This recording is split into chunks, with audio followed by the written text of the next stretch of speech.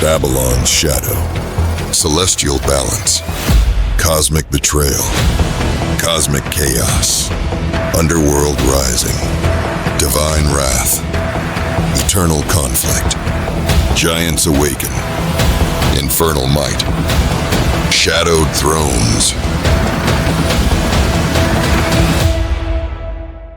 The air was thick with the scent of death, a heavy, clawing presence that seeped into the very stones of the underworld. In the shadowy depths, where the light of the sun could not reach, Nergal, the god of the underworld and war, sat upon his throne of bones, his dark eyes fixed on the flickering flames that danced along the walls of his infernal domain. The cries of the dead echoed through the halls, a constant reminder of his dominion over all that lay beneath the earth. But even in his kingdom of eternal night, the voices of the living could reach him. Marduk's summons had been clear, a command that could not be ignored. The giants had defied the divine order, and the balance of the world teetered on the edge of chaos. Anzu's failure had left the divine race vulnerable, and it was now up to Nergal to restore order. Rising from his throne, Nergal's form shifted in the shadows, a towering figure clad in armor black as the void, his presence a storm of malevolent energy. His eyes glowed with an inner fire, the embodiment of war and death, and in his hand, he held a great scythe, its blade forged from the darkness between the stars. With a single thought, Nergal summoned his legion of divine warriors, spirits of vengeance and fury, who served him in both life and death. The warriors appeared before him, their armor gleaming in the dim light, their expressions grim and resolute. Among them were beings of great power, Asher, the relentless warlord whose spear had never missed its mark, Kali, the fierce goddess of destruction, whose dance of death left nothing in its wake, and Ares, the blood-soaked god of war, whose fury was matched only by his thirst for battle.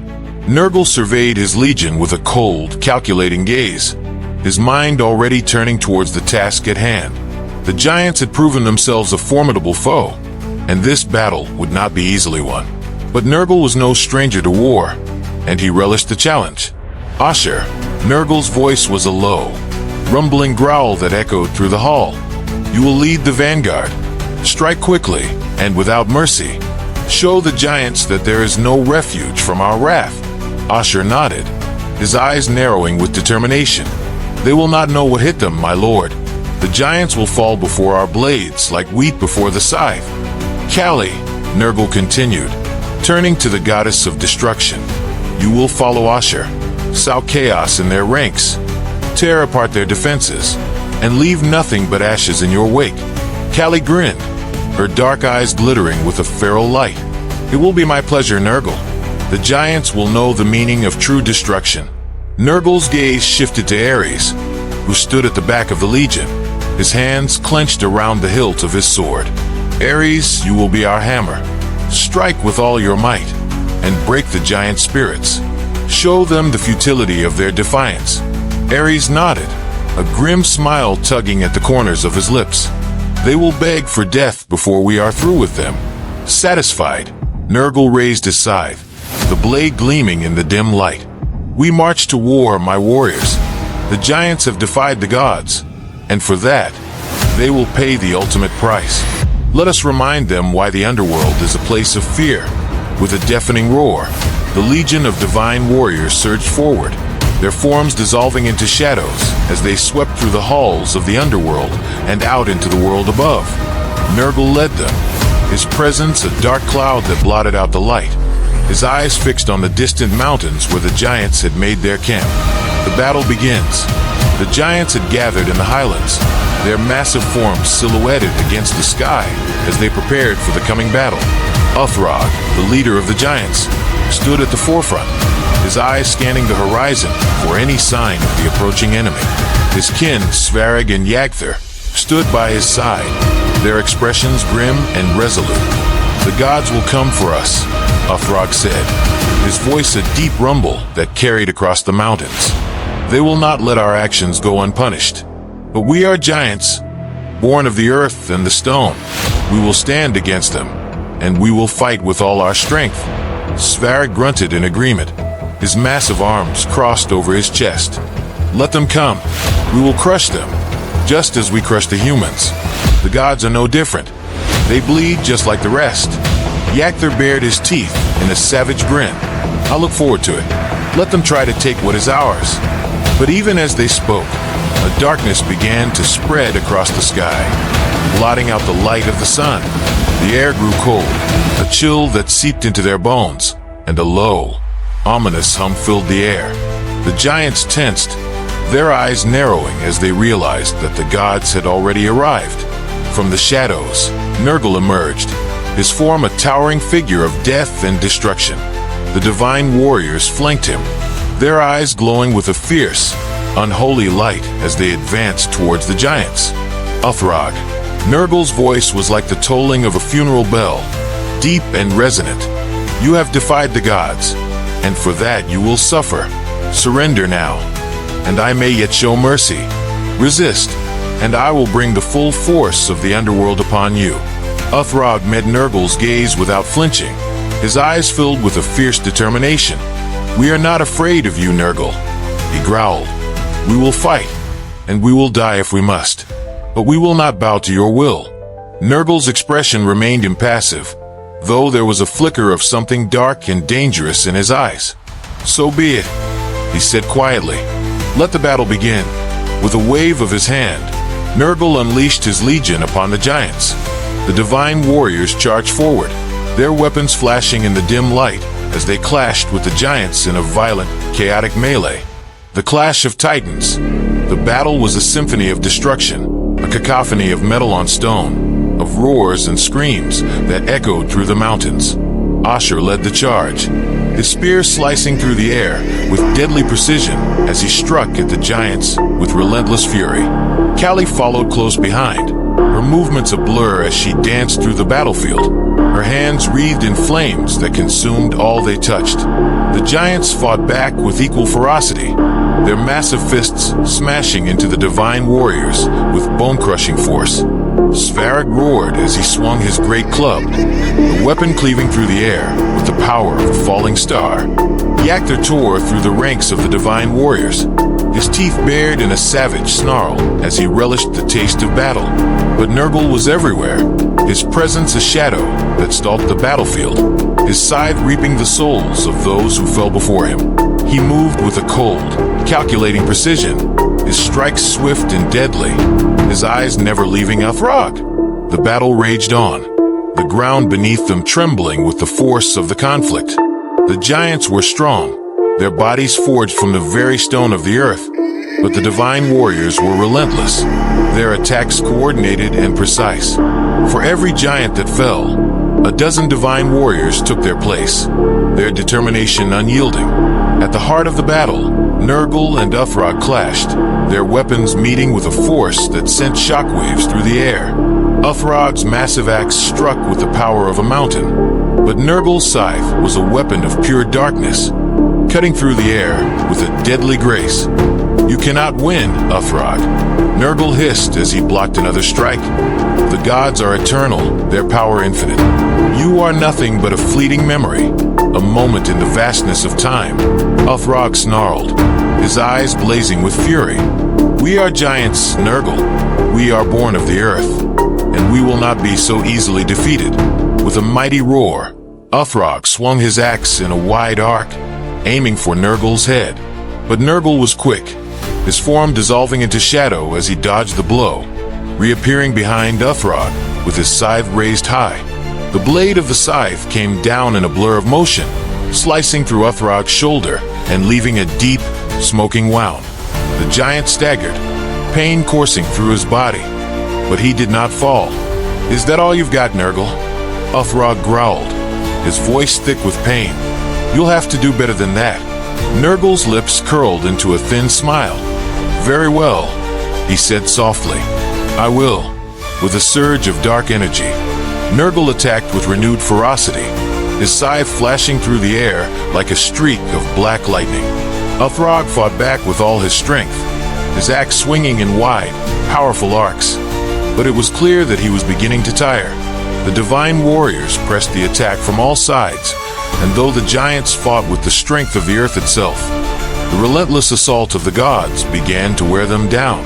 Svarog, his arms aching with the strain of battle, glanced over at Uthrog and saw the deep wound in his shoulder, the blood running in dark rivulets down his arm. Gritting his teeth, Svarog let out a mighty bellow and charged toward Nergal, his massive club raised high. "You'll not take our leader so easily, god of the underworld," he roared, bringing his weapon down with all the force he could muster. Nergal, sensing the giant's approach, twisted away from Uthrog and turned to face Svarog, his scythe meeting the giant's club with a resounding crash. The impact sent a shockwave rippling through the air, and for a moment, it seemed as though the very ground beneath them might split apart from the force of the blow. But Nergal was unshaken. His eyes glowed with a fierce, unholy light as he pushed back against Svarog's strength, forcing the giant to take a step back. "You are brave, giant," Nergal said, his voice cold and cutting. "But bravery alone will not save you from the wrath of the gods." Svarog snarled, his muscles straining as he tried to overpower Nergal. But the god's strength was like an iron wall, unyielding and immovable. With a swift motion, Nergal twisted his scythe and sent Svarog's club flying from his hands, the weapon spinning through the air before crashing to the ground several yards away. Nergal's eyes locked onto Svarog's, and in that moment, the giant knew he was outmatched. But still, he did not retreat. "We are giants," Svarog spat, his voice filled with defiance. "We do not bow, and we do not break." Nergal's expression remained impassive, but there was a flicker of respect in his gaze. "Perhaps not," he murmured, "but you will fall." With a swift, lethal motion, Nergal's scythe slashed across Svarog's chest, leaving a deep, smoking wound that cut through flesh and bone alike. The giant staggered back, his breath coming in ragged gasps, but still, he remained on his feet. "Nergal!" Uthrog's voice rang out across the battlefield, filled with a mix of fury and desperation. "If you want to finish this, then face me. Leave my kin out of this." Nergal turned his gaze back to Uthrog, his expression unreadable. The battlefield around them was a scene of chaos. Giants and divine warriors clashed in a violent dance of death, the ground littered with the bodies of the fallen. But in that moment, it was as if the world had narrowed to just the two of them, locked in a deadly contest of wills. "As you wish," Nergal said, his voice low and dangerous. "Let this be the end, Uthrog."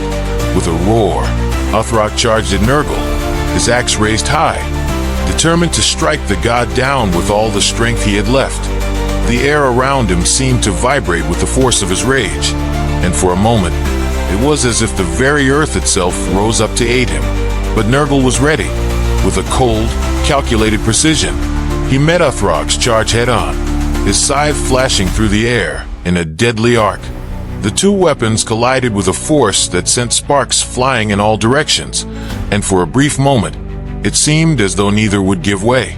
Then, with a twist of his wrist, Nergal deflected Uthrog's axe to the side, leaving the giant open to attack. In a blur of motion, Nergal's scythe swept upward, cutting deep into Uthrog's chest and sending the giant staggering back with a cry of pain.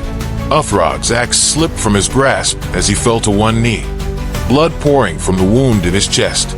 The strength that had carried him through countless battles was finally failing him, and as he looked up at Nergal, he knew that this was the end. But still, there was no fear in Uthrog's eyes, only a deep, unyielding resolve. "Do it," Uthrog growled, his voice hoarse with pain. "Finish it, Nergal. But know this, you may kill me, but you will never break the spirit of the giants." Nergal stood over Uthrog, his expression inscrutable as he gazed down at the fallen giant. The battlefield around them had fallen eerily silent, the clash of weapons and the cries of battle fading into the background as all eyes turned to witness the final moments of the fight. But Nergal did not strike. Instead, he lowered his scythe, his gaze fixed on Uthrog's defiant expression. "You are beaten, Uthrog," Nergal said, his voice low and cold. "But you have fought well. You have shown the gods that the giants are not to be underestimated." Uthrog's breath came in ragged gasps.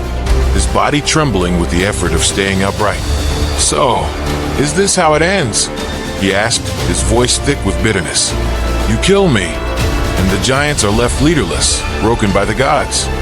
Nergal was silent for a long moment, his eyes narrowing as he considered the giant's words. Then, slowly, he shook his head. "No," he said quietly. "I will not kill you, Uthrog. The giants will not be broken this day." Uthrog's eyes widened in surprise, and for a moment, he seemed at a loss for words. "Why?" he finally managed to ask. "Why spare me, when you could so easily end this?" Nergal's gaze was cold, calculating. Because a dead leader serves no purpose. The giants need someone to guide them, someone to ensure that they do not make the same mistake again. You are that leader, Uthrog. But understand this, if you defy the gods again, there will be no mercy. The next time we meet, it will be the end. Uthrog was silent, his gaze locked on Nergal's. The weight of the gods' words hung heavy in the air, and for a moment, it seemed as though the entire world had stilled, waiting for his response. Finally, Uthrog bowed his head, a gesture of both exhaustion and acceptance. "I will abide by the pact," he said quietly.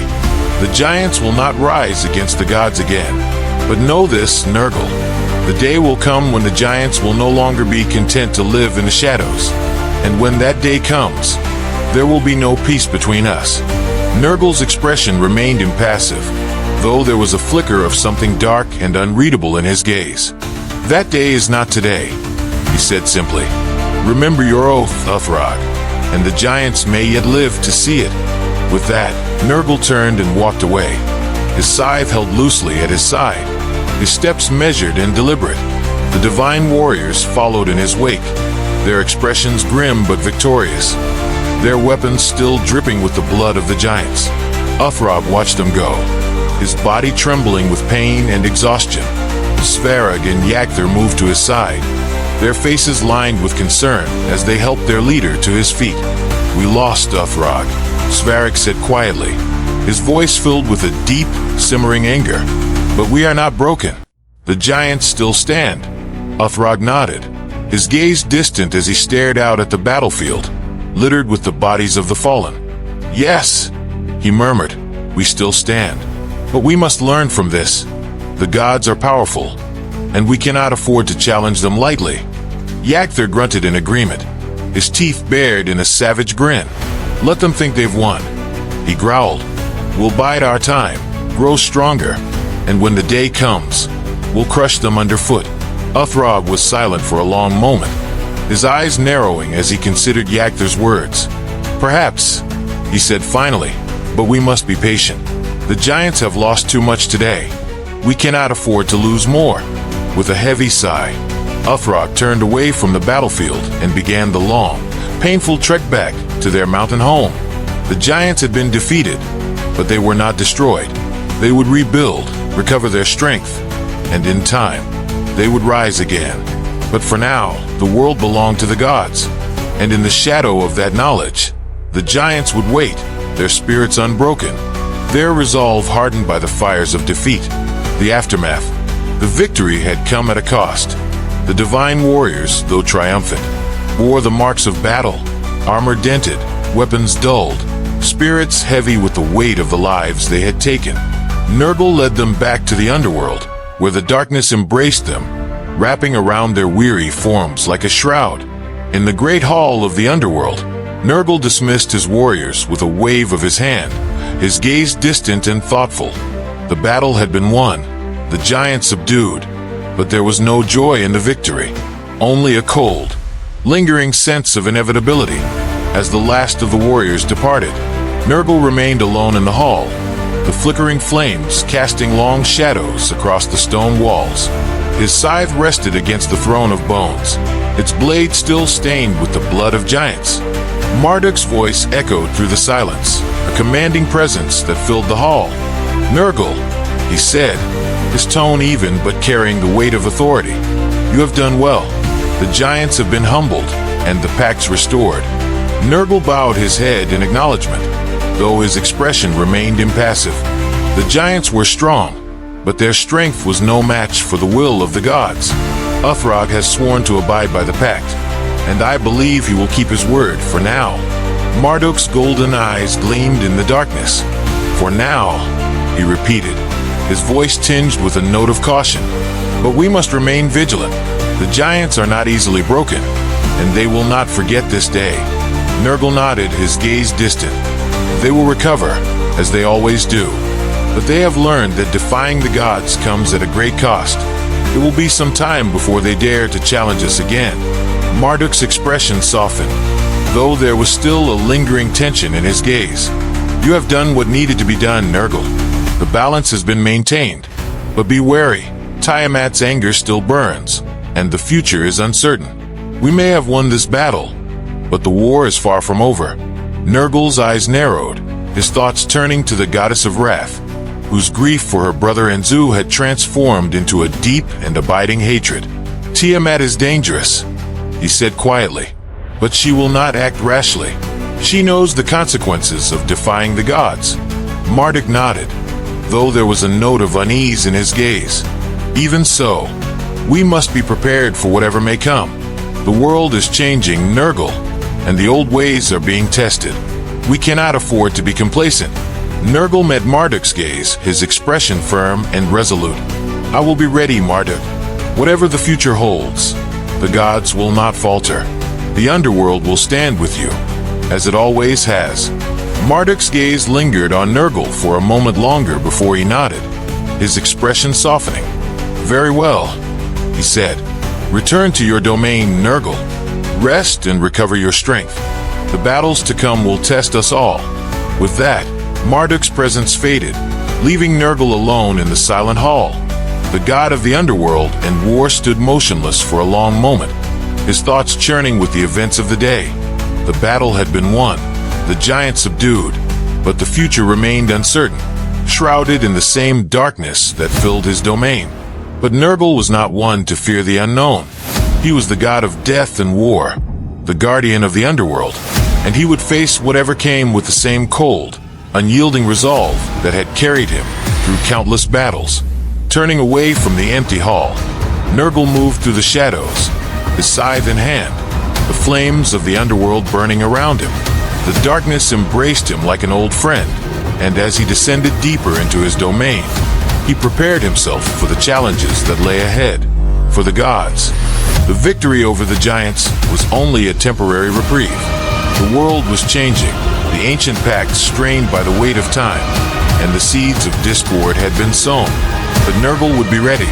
He had faced the wrath of giants and emerged victorious, and he would face whatever came next with the same determination. In the darkness of the underworld, Nergal waited, his scythe gleaming in the firelight, his eyes burning with the promise of war. The future was uncertain, the path ahead shrouded in shadows, but Nergal would walk it without fear.